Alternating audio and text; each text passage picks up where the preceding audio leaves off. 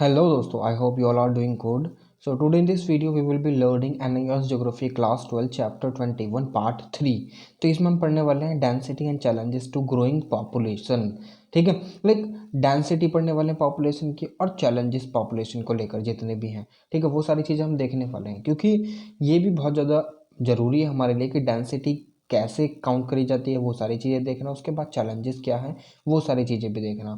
ठीक है, तो चलिए चालू करते हैं वीडियो को बिना समय गवाए. मगर अभी तक अगर आपने चैनल को सब्सक्राइब नहीं करा है then do subscribe to the channel and do hit the like button and do not forget to share with your friends. ठीक है, सो ये सारी चीज़ें भी बहुत ज़्यादा ज़रूरी हैं. तो चलिए चालू करते हैं वीडियो को. स्वागत है आपका इन्फॉर्मेशन ज्ञान में. मैं हूँ आपका दोस्त अरुण.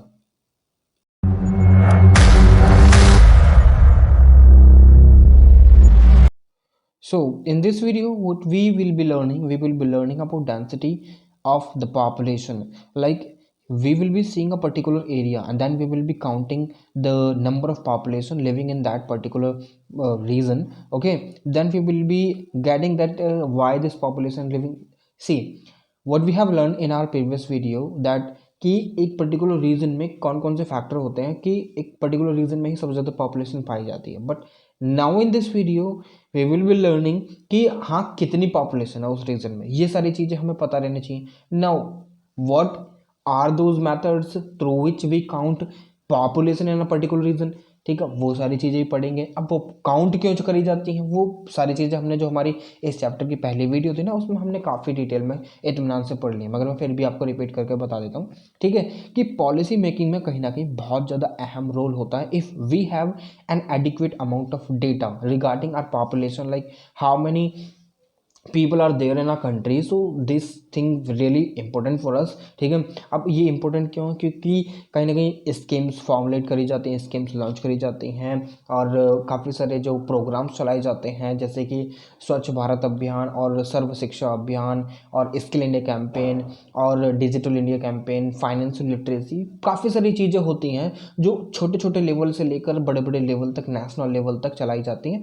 तो उन सारी चीज़ों को एक डोर टू डोर हर एक इंसान के पास पहुंचने तक हमें ये भी तो पता रहना चाहिए कि हमारे पास हेड काउंट कितने हैं, लोग कितने हैं और कितना हमें बजट की ज़रूरत पड़ेगी. तो इसलिए पॉपुलेशन काउंट बहुत ज़्यादा ज़रूरी होता है. नाउ इन दिस वीडियो हम पढ़ने वाले हैं कि जो डेंसिटी है एक पर्टिकुलर रीजन में वो कितनी है. ठीक है, जैसे कि हमने पिछली वीडियो में पढ़ा कि फैक्टर्स कौन कौन से रिस्पॉन्सिबल है. ठीक है, अब यहाँ पर हम देखेंगे डेंसिटी. देखिए डेंसिटी को बेसिकली अगर हम काउंट करते हैं ना तो पर स्क्वायर किलोमीटर में कितने पॉपुलेशन रह रही है और कितने वहाँ पर पीपल हैं उनको काउंट करने के बाद हमारे पास डेटा पता चलता है कि हाँ इस एरिया में इतने पर्सन रह रहे हैं. अब देखिए हर साल सेंसस कंडक्ट कराई जाती है. वी ऑलरेडी नो कि सबसे पहले जो सेंसस थी वो 1881 में कराई गई थी. ठीक है, कंडक्ट कराई गई थी. मगर उससे पहले जो उसके जो छोटे लेवल पर सेंसस थी वो 1872 में हुई थी. ठीक है, मगर 1881 के बाद तो सेंसस जो हर 10 साल में होती है. अभी 2021-2022 में होने वाली थी. हमारे पास डेटा अप्रोप्रिएट होता मगर कुछ कारणों की वजह से, फॉर एग्जांपल कोविड की वजह से कहीं ना कहीं वो सेंसस जो है टाल दी. ठीक है, अब 2011 में थी, 2021 में सेंसस होने वाली थी. अब इसके बाद जो सेंसस हो गया अब 2030, 31 या 29 के अराउंड ये सारी सेंसस की जितनी भी गणना है वो चालू हो जाएगी.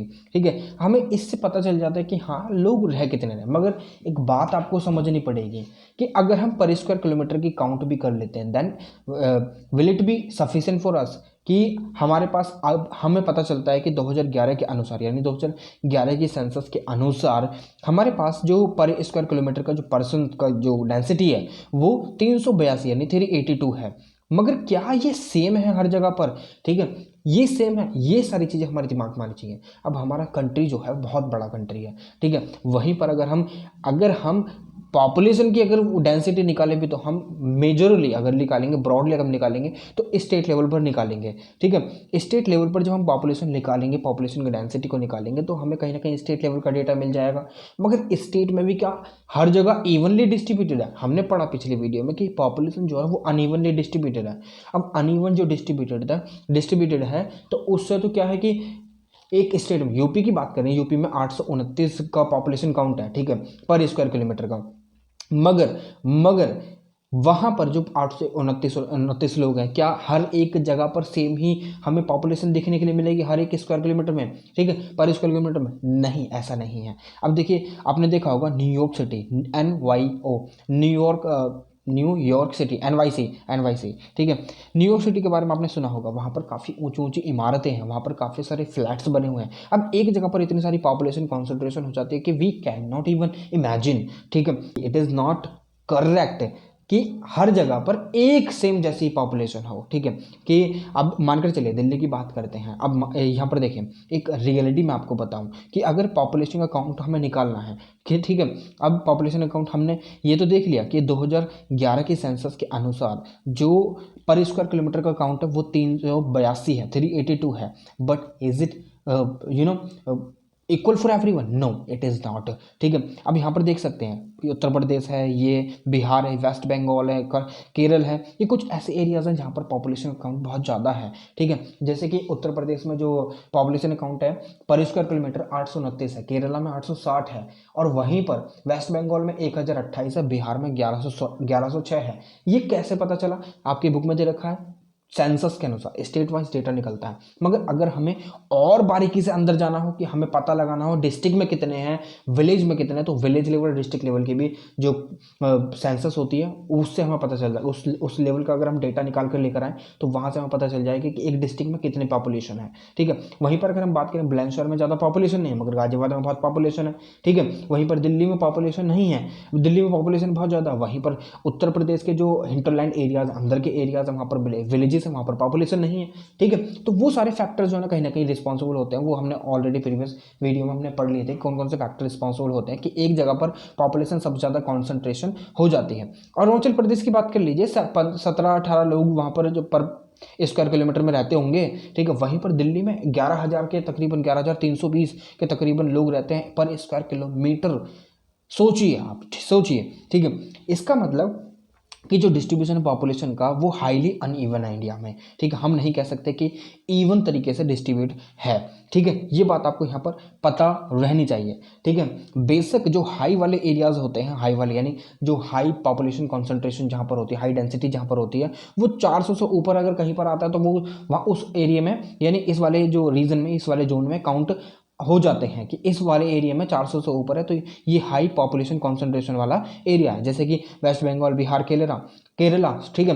अब केरला में ऐसा क्यों यहाँ पर, वो मैंने आपको प्रीवियस वीडियो में बता दिया था कि फर्टाइल सॉइल, गुड एम्प्लॉयमेंट और अपॉर्चुनिटीज़, इसलिए यहाँ पर सारी चीज़ें अवेलेबल हैं, प्लेन एरियाज हैं ये, ठीक है। तो अब दूसरे जो मॉडरेट लेवल के आते हैं, मॉडरेट जहाँ पर 400 से कम है, जहाँ पर 400 से कम है, जैसे कि दादरा नगर हवेली, आसाम, आंध्र प्रदेश, गुजरात, गोवा, कर्नाटक, मध्य प्रदेश, महाराष्ट्र, उड़ीसा, राजस्थान, त्रिपुरा, छत्तीसगढ़, उत्तराखंड, हिमाचल प्रदेश, नागालैंड, मणिपुर और मेघालय जैसे कुछ ऐसे राज्य हैं जहाँ पर 400 से कम है। वहीं पर अगर हम ब्रॉडली अगर बात करें, ऐसा क्यों? बिकॉज यहाँ पर जो है ना रगिड टोपोग्राफी पाई जाती है, पहाड़ है, यहाँ पर एग्रीकल्चर तो ज़्यादा करा नहीं जा सकता, इसलिए यहाँ पर इंडस्ट्रीज भी नहीं है। मगर छोटा नागपुर प्लेटी जो है, धीरे धीरे इन जो एरियाज होते हैं ना ऐसे जहाँ पर रिसोर्सेज होते हैं, फिर भी वहाँ पर जो है ना रगिड टोपोग्राफी पाई जाती है, मगर वहाँ पर धीरे धीरे कुछ इन्वेस्टमेंट करने के बाद उन एरियाज को दोबारा से फ्लरिश करा जा सकता है, उन एरियाज को डेवलप करा जा सकता है। जैसे छोटा नागपुर प्लेटू वाला रीजन है, उसमें वहाँ पर पॉपुलेशन सही पाई जाती है, अच्छी खासी पाई जाती है। वो क्यों? क्योंकि वहाँ पर रिसोर्सेज पाए जाते हैं ना। जब रिसोर्सेज पाए जाते हैं तो इंडस्ट्रीज वहाँ पर डेवलप हुई हैं। जब इंडस्ट्रीज वहाँ पर डेवलप हुई तो ऑब्वियसली जो लोगों का जो मामला है यानी कॉन्सेंट्रेशन है वो इंडस्ट्रीज के किनारे लगे, जहाँ पर रिसोर्सेज अवेलेबल होंगे, मार्केट अवेलेबल होंगे, अच्छे रोड होंगे, खेती वगैरह होगी, खाने की चीज़ें होंगी, पीने की चीज़ें होंगी, कपड़े वगैरह सारी चीज़ें देखी जाती है, ठीक है। अब जो लो वाले एरियाज होते हैं, जैसे कि हमारा अरुणाचल प्रदेश, मिजोरम, सिक्किम, अंडमान निकोबार आइलैंड्स, कुछ ऐसे जगहें हैं ये यहाँ पर जहाँ पर हम भी जाकर अपने प्लॉट वगैरह नहीं खरीद सकते आम लोग जो है इंडिया में, ठीक है। तो ये क्यों? क्योंकि यहाँ पर जो है ना क्लाइमेट भी थोड़ा सा अलग ही होता है और यहाँ पर जो है ना पहाड़ वगैरह ऊंचे नीचे होते हैं। जैसे कि राजस्थान वाले जो वैष्णो राजस्थान है ना, वहाँ पर जाकर आप प्लॉट नहीं खरीद सकते हैं। अब अरे प्लॉट खरीद कर करेंगे भी क्या, वहाँ पर रहेगा कौन? क्योंकि वहाँ तो राजस्थान रेगिस्तान है, पानी वगैरह कुछ है ही नहीं। तो ये सारी चीज़ें भी यहाँ पर देखी जाती हैं कि डेंसिटी जो मतलब डेंसिटी देखी जाए ना तो 3 भागों में इसको बांटा गया है, हाई, मॉडरेट और लो, ठीक है। मॉडरेट यानी मीडियम, और हाई तो आप जानते हैं, लो भी आप जानते हैं, ठीक है। तो ये सारी चीज़ें आपको पता रहनी चाहिए, ठीक है, क्योंकि फैक्टर्स तो हमने ऑलरेडी डिस्कस कर लिए, ठीक है। अब यहाँ पर दिल्ली में 11,320, अरुणाचल प्रदेश में 17, पर स्क्वायर किलोमीटर की बात कर रहा हूँ, ठीक है। कितना डिफरेंस, अरुणाचल प्रदेश को ले लो, 17-18 लोग वहाँ पर रहते हैं पर स्क्वायर किलोमीटर में, वहीं पर दिल्ली में 11,320।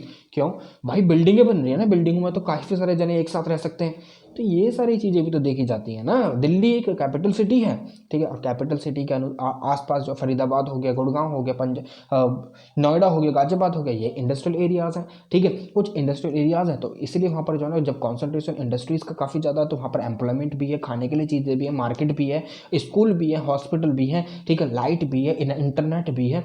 तो काफ़ी सारी चीज़ें वहाँ पर जब प्रोवाइड कराई दी जाती हैं तो हमें देखने के लिए मिलता है पलायन। जो बिहार और उत्तर प्रदेश और अदर जो हिंटरलैंड एरियाज हैं वहाँ से जो लोग आते हैं वो क्या करते हैं, इन्हीं कुछ एरियाज के अराउंड बस जाते हैं, फिर यहाँ पर काम करते हैं और अपने घर पर वो पैसे लेकर जाते हैं। मुंबई में भी ऐसे ही होता है, बैंगलोर चले जाते हैं, मुंबई चले जाते हैं, बैंगलोर चले जाते हैं, और भी काफ़ी सारे एरिया, तिरुवनंतपुरम चले जाते हैं, चेन्नई चले जाते हैं, ठीक है, और विशाखापट्टनम चले जाते हैं। ऐसे ही कुछ एरियाज हैं जहाँ पर लोग पलायन करते हैं, जहाँ जहाँ जाते हैं और कमाते हैं और अपने घर वालों को पैसे वगैरह भेजते हैं। मगर अब चैलेंजेस की अगर हम बात करें तो चैलेंजेस दो प्रकार के हैं। एक तो ह्यूज नंबर पॉपुलेशन, यहाँ पर दो थॉट निकल कर आते हैं, दो थॉट प्रोसेस निकल कर आते हैं, दो तरीके से सोचा जाता है। ये सोचिए, ठीक है, दो तरीके से सोचा जाता है कि एक तरीके तो हम सब मान लेते हैं कि जो बढ़ती हुई पॉपुलेशन है वो कहीं ना कहीं चैलेंज है हमारे लिए और खतरे का घंटा है, ठीक है। वहीं पर हम देखें कि अगर पॉपुलेशन जो है ना बढ़ रही है तो ये एक तरीके से नेशन के लिए, एक स्टेट के लिए, एक पूरे स्टेट के लिए, स्टेट यानी पूरी की पूरी कंट्री के लिए चैलेंजिंग की बात तो हो ही नहीं सकती। वो क्यों, वो भी हम देखेंगे। देखिए पहले वाले की अगर हम बात करें तो पहले वाले में अगर हम देखते हैं कि क्यों इनको जो जो जो क्या नाम है, एनालिस्ट हैं, पॉपुलेशन एनालिस्ट हैं या फिर ज्योग्राफिकल साइंटिस्ट हैं, उन्होंने क्यों कहा है कि जो पॉपुलेशन है वो कहीं ना कहीं एक तरीके से डिटरेंट क्रिएट करती है, एक तरीके से जो डेवलपमेंट में हिंड्रेंस क्रिएट करती है, ऑब्स्टिकल्स क्रिएट करती है। तो वो क्यों, वो ऐसा क्योंकि देखिए जब पॉपुलेशन बढ़ रही है, मानते हैं हम पॉपुलेशन बढ़ रही है, when the population is not having adequate skills, even the population is not having adequate standard of living. तो पॉपुलेशन भाई एक तरीके से जब बढ़ी रही है, अब किसी के पास, मानकर चलिए किसी के पास एजुकेशन नहीं है, तो क्या वो फैमिली प्लानिंग में कंट्रीब्यूट कर सकता है? नहीं। और जब उसे पता ही नहीं कि फैमिली प्लानिंग या फैमिली की वेलबिंग क्या होती है तो कैसे पता लगेगा? अब कुछ तो ऐसे होते हैं कि सन मेटा प्रेफरेंसेज जो है ना आज भी हमारी कंट्री में कहीं ना कहीं जो सोफिस्टिकेटेड थॉट है, यानी हम बात करें रूढ़िवादी थॉट जो है वो आज भी प्रिवेल है, सन मैटर प्रेफरेंसेस। जब सन के चक्कर में जो है ना काफ़ी सारी लड़कियां जब जन्म ले लेती हैं ना तो कहीं ना कहीं वो भी तो पॉपुलेशन में भी कंट्रीब्यूट करती हैं, ठीक है। ये सारी चीज़ें भी तो देखनी पड़ेंगी। अब वहीं पर अगर एजुकेटेड पीपल है, अब उनको ये पता है कि सन और जो डॉटर है वो दोनों इक्वल समान है, उनको इक्वल राइट्स हैं, तो कहीं ना कहीं दोनों को तवज्जो दी जाएगी, फिर चाहे बेटा हो या बेटी हो। तो एक तरीके से एजुकेशन बहुत ज़्यादा महत्वपूर्ण रोल प्ले करती है ना। अब वहीं पर huge number of population increase हो रही है। अब यहाँ पर एक चीज़, एक और डायमेंशन है, वो ये है कि देखिए huge number population developing countries में इंक्रीज हो रही है, वहाँ पर एजुकेशन नहीं है, मगर एजुकेशन जो डेवलप्ड कंट्रीज हैं वो भी तो कहीं ना कहीं कॉन्ट्रीब्यूट कर सकते हैं डेवलपिंग कंट्रीज में जा जाकर, वो भी तो कंट्रीब्यूट कर सकते हैं जब वो डेवलप्ड हो चुकी हैं। बड़ा भाई अगर कहीं पर सक्सेस होता तो वो छोटे भाई को यूं छोड़ देता? नहीं, ऐसा नहीं होता। मगर ऐसा हमारे संसार में हमें देखने के लिए मिलता है कि अगर डेवलप्ड कंट्रीज डेवलप हो चुकी हैं तो वो जो ना डेवलपिंग नेशन जो हैं उनको यूं छोड़ दिया। अब देखिए कार्बन इमिशन की अगर हम बात करें तो कार्बन इमिशन में जो वेस्टर्न कंट्रीज जैसे कि यूएसए, कनाडा और हमारे जो यूरोपियन नेशंस हैं वो डेवलप हो चुके हैं, उन्होंने काफ़ी सारा यूज़ कर लिया। अब जब जब ग्लोबल अर्थ का टेम्परेचर इंक्रीज हो रहा है ना तो उसको कहीं ना कहीं मेंटेन करने के लिए अब वो डेवलपिंग कंट्रीज पर फोर्स क्रिएट कर रहे हैं तो कि आप भी अपना जो कार्बन इमिशन है कम करो। भाई तुम तो डेवलप हो चुके हो ना, हमें भी तो खाने दो। अब तुमने अपना पेट भर लिया, हमारा भी तो पेट भरना है ना। अगर तुम हमारा पेट भरना चाहते हो तो हमारे पास आओ, हमारे साथ हमको थोड़ा बहुत हमारी जो इकोनॉमी है उसमें कंट्रीब्यूट करो, तभी तो हम आगे बढ़ेंगे ना। तो ये सारी चीज़ें भी तो एक तरीके से देखनी चाहिए ना। और फिर दूसरी बात ये भी आ जाती है, देखिए जब पॉपुलेशन बढ़ रही है, अब जब उसके पास लिटरेसी नहीं है, अब डेवलपिंग वर्ल्ड में तो काफ़ी सारे जो पीपल हैं वो ऑलरेडी लिटरेट हैं। इवन बड़ी बड़ी जो university, Harvard, California, Stanford university, काफ़ी सारी ऐसी यूनिवर्सिटीज़ हैं जो वहाँ पर ऑलरेडी इस्टेब्लिश्ड हैं। अब हम धीरे धीरे आगे बढ़ रहे हैं। अब हमारी जो पॉपुलेशन है वो जब लिटरेट नहीं है तो वहाँ को उसको वो सारी चीज़ें प्रोवाइड कराने में थोड़ा तो समय लगेगा।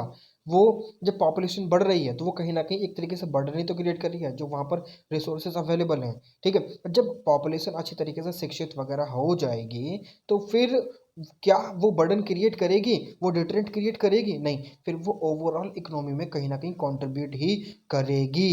तो इसी तरीके से ये सारी चीज़ें हमें देखने के लिए मिलती हैं कि जो ऊपर वाली ये तो थॉट है पहली वाली, वो ये कहती है कि पॉपुलेशन एक डिटरेंट का काम करती है। वो इसलिए क्योंकि ये कहीं न कहीं अगर पॉपुलेशन कंट्रीब्यूट नहीं कर रही है इकोनॉमी में, तो वो कहीं न कहीं एक तरीके से बर्डन ही क्रिएट कर रही है पूरे के पूरे रिसोर्सेज़ पर, पूरे के पूरी इकोनॉमी में और पूरे के पूरे डेवलपमेंट प्रोग्राम्स पर। ठीक है? तो ये सारी चीज़ें यहाँ पर कहने की कोशिश की गई हैं।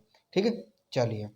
अब दूसरा जो नंबर आता है, जो वर्ल्ड पॉपुलेशन साइंटिस्ट हैं यानी पॉपुलेशन एनालिस्ट, वो ये कहते हैं कि पॉपुलेशन एक तरीके से जो ना प्रॉब्लम नहीं है, प्रॉब्लम नहीं है। अगर पॉपुलेशन इंक्रीज हो रही है, आप उनको स्किल्स प्रोवाइड कराओ, आप उनको समझाओ, आप उनको जब एजुकेट करोगे, महिला के जो राइट्स हैं यानी वुमेन के जो जितने भी राइट्स हैं उनको भी तो एजुकेट करो। अगर आप सन पर ही फोकस कर रहे हो, महिला पर फोकस नहीं कर रहे हो, देखिए बॉडीली राइट जो है महिला के सबसे ज़्यादा होते हैं। क्या होता है कि बेटियां जन्म ले लेती हैं और बेटा भी जन्म ले लेता है, मगर जब बेटियां बड़ी होती हैं तो कहीं ना कहीं फैमिली पे बर्डन क्रिएट होता है ना। अगर तुम्हारी देखिए, मुझे ये सारी चीज़ें नहीं कहनी चाहिए, मगर हाँ, अगर तुम 2 बच्चों को नहीं पाल सकते ना, तो you must contribute in the population through 1 child only. ठीक है? आप 1 चाइल्ड को क्या नाम है जन्म दे सकते हो, उसके बाद उसका लालन पोषण कर सकते हो। तो 1 चाइल्ड रखो ना, 2 चाइल्ड, दो अगर तुम पर एक भी नहीं पाला जा रहा और तुमने 7-8 बच्चे कर लिए, फिर उसके बाद क्या होगा? पॉपुलेशन बढ़ेगी, पॉपुलेशन तो बढ़ ही रही है, मगर सबसे ज़्यादा परेशानी तो तुम्हें ही झेलनी पड़ेगी ना। तो इसीलिए जब अच्छे तरीके से जब पॉपुलेशन है भी, मानकर चलो है भी, अगर है मानकर चलो, इस तरीके को हम मान लेते हैं, अगर पॉपुलेशन है, बढ़ रही है, मगर अगर उनके पास एडिक्वेट स्किल्स हैं, एडिक्वेट लर्निंग है, फाइनेंशियल लिटरेसी है, डिजिटल लिटरेसी है, हर तरह की चीज़ें उनके पास मुहैया हैं, तो उनको एक तरीके से वेपन के तौर पर भी तो लिया जा सकता है। डेमोग्राफिक डिविडेंड की बात करें, डेमोग्राफी का मतलब यही होता है कि जो बढ़ती हुई पॉपुलेशन है ना, हम उसको एक अच्छे तरीके से चैनलाइज कर रहे हैं, उसको अच्छी स्किल्स प्रोवाइड कर रहे हैं, उसको अच्छा एम्प्लॉयमेंट प्रोवाइड कर रहे हैं, तो वो कहीं ना कहीं इकोनॉमी में कंट्रीब्यूट करेगा ना। फिर इकोनॉमी बूस्ट कर जाएगी, एकदम ऊपर उठ जाएगी। तो एक तरीके से जैसा जैसा हमारे देश में पॉपुलेशन है ना, इस समय पर जो जवान पॉपुलेशन बहुत ज़्यादा है और उसके पास उतनी ही अनएम्प्लॉयमेंट की समस्या बहुत ज़्यादा है। ठीक है? लोगों के पास रोजगार नहीं है। अगर सबके पास रोजगार होगा, वो कंट्रीब्यूट करेंगे इकोनॉमी में, डिमांड सही से बढ़ेगी, तो एक तरीके से सारी चीज़ें एक तरीके से अच्छे से चलने लग जाएंगी। ठीक है? तो फिर ज़रूरत ही क्या पड़ेगी? तो कभी ये नहीं कहना पड़ेगी कि पॉपुलेशन एक तरीके से एक डिटरेंट है ओवरऑल डेवलपमेंट में कंट्री के। तो पॉपुलेशन यहाँ पर प्रॉब्लम नहीं है, रियल प्रॉब्लम नहीं है। रियल प्रॉब्लम है उनका एजुकेशन, महिलाओं के राइट्स। ठीक है?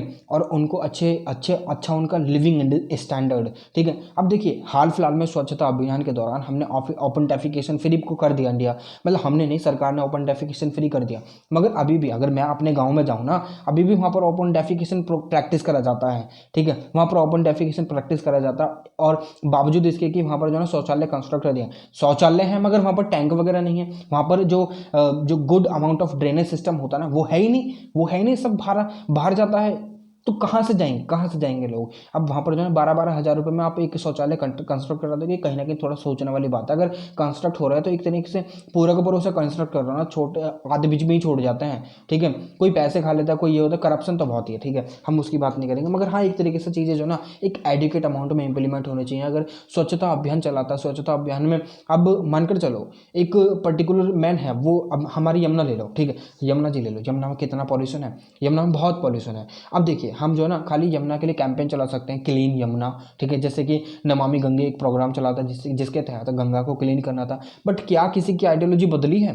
नहीं, किसी की भी आइडियोलॉजी नहीं बदलती है, किसी की भी सोच नहीं बदलती है। वहीं पर आप वेस्टर्न कंट्रीज में देख लो, वहाँ पर जो उनकी गंगाएं होती हैं, उनकी जो रिवर्स होती हैं ना, बहुत साफ सुथरी मिलती है, और वहाँ पर जो ना जो उनको नेविगेट अच्छे तरीके से करा जा सकता है, उनके सहारे आवागमन हो सकता है। मगर यहाँ पर गंगा बहुत गंदी है। ठीक है? क्योंकि यहाँ पर एक जो प्रॉपर ड्रेनेज है ना, वो नहीं है। वहाँ पर अच्छी तरीके से जो वेस्टेज का ट्रीटमेंट नहीं है। यहाँ पर बातें खाली कागजों पर होती हैं, ग्राउंड लेवल पर तो इम्प्लीमेंट होता ही नहीं कुछ भी चीज़। ठीक है? अब यही चीज़ देख लो, मैं दिल्ली की बात बताता हूँ। मैं देखिए गवर्नमेंट को क्रिटिसाइज़ नहीं कर रहा हूँ, मैं ये कह रहा हूँ कि गवर्नमेंट अगर अपनी तरफ से कंट्रीब्यूट कर दिया ना, तो कहीं ना कहीं लोगों का भी ये फ़र्ज़ बनता है कि उसमें कंट्रीब्यूट करें। ठीक है? हम अगर अपने लेवल से भी थोड़े से एफर्ट लगाने लग जाएंगे ना, तो कहीं ना कहीं चीज़ें बहुत अच्छी हो सकती हैं। दिल्ली गवर्नमेंट ने इतने सारे एफर्ट लगा रखे हैं, काफ़ी सारा पैसा लगा रखा है।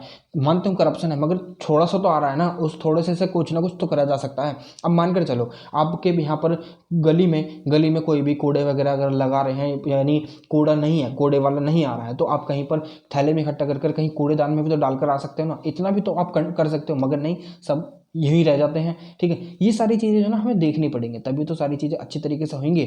हमारा भी फर्ज बनता है अपने देश को, अपने घर बार को, अपने आस पड़ोस को एकदम साफ रखने का। हम कह सकते हैं मगर हम दूसरे की आइडियोलॉजी नहीं बदल सकते हैं, ये बात थोड़ी समझनी पड़ेगी। ठीक है, तो इसलिए हमारा बहुत ज़्यादा फर्ज बनता है अपने देश को, अपने अपने शहर को, अपने अपने राज्य को एकदम स्वच्छ बना कर रखना। स्वच्छता कैंपेन चल रहा है अभी भी। मैं चाह रहा हूँ आप भी हाइजीन मेंटेन करें और कपड़े वगैरह पहनिए, क्योंकि देखिए बारिश चल रही है और थोड़ा सा मौसम बदल रहा है। और अपने आप को सुरक्षित रखिए, डेंगू मलेरिया वगैरह से बचा कर रखिए। ठीक है, तो थोड़ा सा सुरक्षा आपको भी अपनानी पड़ेगी अपनी तरफ से ही। ठीक है, तो चलिए, ये तो आपका चैप्टर पूरा पूरा कंप्लीट हो गया। ठीक है, थोड़ा सा आप आगे जो दे रखा है ना वो आप थोड़ा सा खुद पढ़ लीजिएगा आपकी बुक में। ठीक है, मैंने आपको समझा दिया कि ये क्या कह रहा है। तो ठीक है, अभी फिलहाल के लिए इस वीडियो में इतना ही। मगर आपकी अगर कोई भी क्वेरी रह जाती है then do not forget to ask your questions. ठीक है, तो वो सारे के लिए आपके पास काफ़ी सारे मीडियम है। तो आपसे फिर से मुलाकात होगी एक और नई वीडियो में, एक और नई इन्फॉर्मेशन के साथ। तब तक के लिए मैं आप लोगों से विदा लेना चाहूँगा।